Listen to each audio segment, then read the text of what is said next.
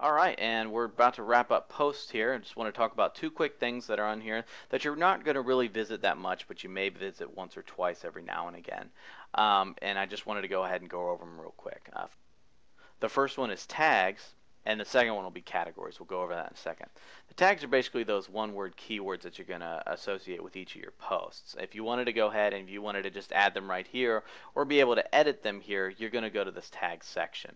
Some themes, but not many, once again, are going to utilize a description of a tag.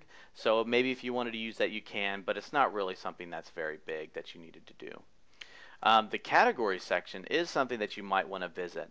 The categories basically is pretty self-explanatory. You have a category name and sometimes a description, but once again, check with your theme on that.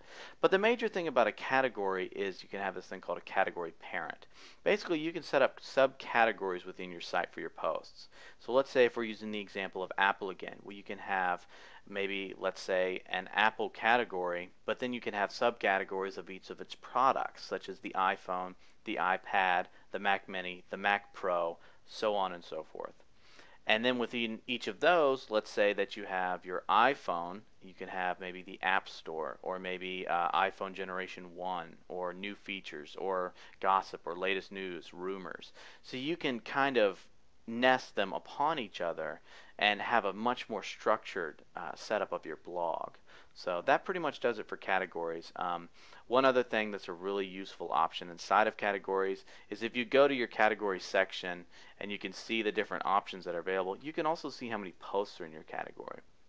So if you have something that's got a whole lot of posts in it, and then maybe a category that maybe only has one or two, maybe you should take out that category and put it somewhere else. It's obviously not really doing what you want it to do.